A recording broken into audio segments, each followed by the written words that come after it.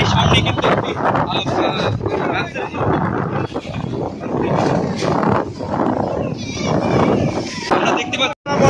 দেশ প্রবাস থেকে যারা এই মুহূর্তে আমাদের সঙ্গে সংযুক্ত রয়েছে সবাইকে স্বাগত জানিয়ে এই নেপালের যে ঘূর্ণিঝড় রেমাল দিয়ে আসছে আর কিছু দূরে রয়েছে।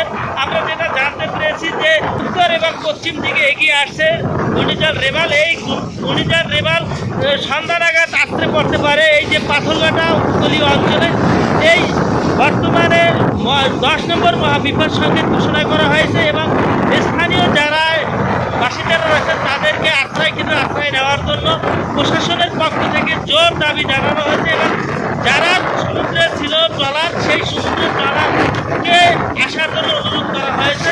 দর্শক আমরা কথা বলবো এখানে যারা স্থানীয় বাসিন্দা রয়েছেন এবং তাদের যে অবস্থান সেই অবস্থান সম্পর্কে জানবো এবং বর্তমানে যে পরিস্থিতি ক্রিয়েট করছে রেমালে সেই পরিস্থিতি আপনাদের জানিয়ে রাখবো। সে পর্যন্ত আমাদের সঙ্গে সংযুক্ত থাকবেন।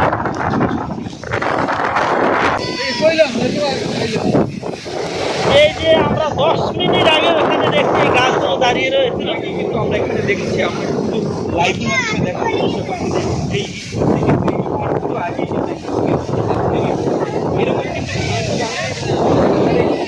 এই যে বসতঘরটাও মনে হয় ভাঙিয়ে পড়বে আর কিছুক্ষণের ভিতরে।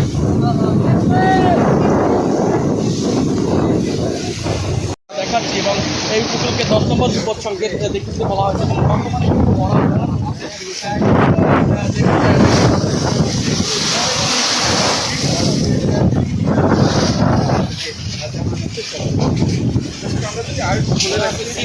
কিন্তু পায়রা সমুদ্র বন্দরকে 10 নম্বর বিপদ সংকেত দেখিয়ে দিতে বলা হয়েছে।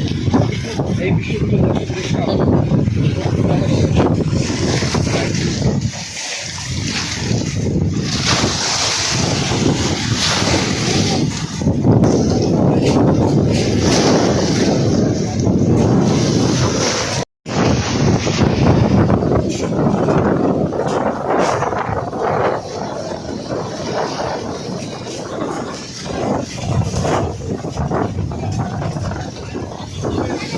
আচ্ছা, আপনি তো এই এলাকারই বাসিন্দা, তাই না?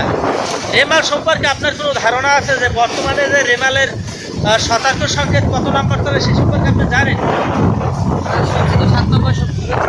যে আমরা তো জানি বর্তমানে 10 নাম্বার করে। 10 নাম্বার সম্পর্কে আপনার ধারণা আছে যে আসলে 10 নাম্বার হলে বাড়িতে থাকা যাবে না, আশ্রয় কেন্দ্রে যেতে হবে? জি, আপনাদের বাড়ি তো এখানেই। আচ্ছা,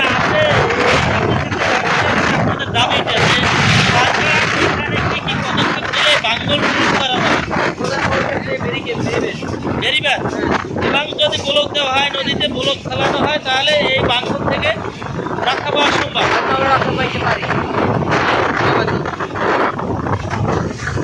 দর্শক, আমরা এখানে যারা রয়েছে তাদের সঙ্গে আমরা কথা বলবো, স্থানীয় বাসিন্দারা তাদের কাছে আমরা জানতে চাবো যে রেমাল সম্পর্কে তাদের ধারণা কি এবং এই বিভিন্ন সময় যতগুলো দুর্যোগ হয় এই উপকূলীয় এলাকায় আশ্রে পড়ে। এই আশ্রে পড়া সম্পর্কে এখানে কি পরিমাণ তাদের ফসল বাড়ি হারিয়ে গেছে নদীর গর্ভে সে সম্পর্কে আপনাদের জানাবো এবং আমরা জানবো যে স্থানীয় বাসিন্দাদের সঙ্গে কথা বলবো যে রেমাল সম্পর্কে আপনাদের ধারণা কি।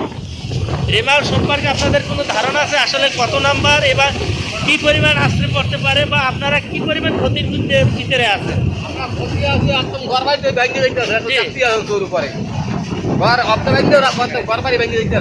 আপনার দাবির কথা বলেন যে আসলে কি পদক্ষেপ নিলে এই বাঙ্গল রোধ করা যাবে? ব্লক দিয়ে দিত তাহলে আমরা সুস্থভাবে থাকতে পারতাম। টাকা দিত তার। আচ্ছা, এখন বর্তমানে যে ঘূর্ণিঝড় রেমাল দ্রুত দিয়ে আসছে সে সম্পর্কে আপনার ধারণা আছে এখন বর্তমানে কত নম্বর সতর্ক সংকেত চলে? 10 নাম্বার যদি ঘোষণা হয় সেক্ষেত্রে আপনাদের আশ্রয় কেন্দ্রে যাওয়া উচিত কিনা? যারা বৃদ্ধ আছে, নারী আছে, শিশু আছে তাদের রক্ষা করার দায়িত্ব তো আপনাদের।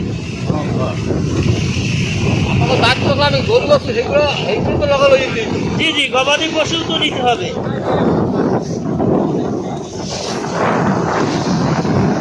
দর্শক, যেমনটা জানিয়েছিলাম আপনাদের যে এখানে যে পরিস্থিতি বর্তমানে রয়েছে আপনারা দেখছেন যে এখানে যে বসতঘর রয়েছে এই দুটি বসতঘর হয়তো 1 ঘন্টা বা 2 ঘন্টার ভিতরে হারিয়ে যেতে পারে।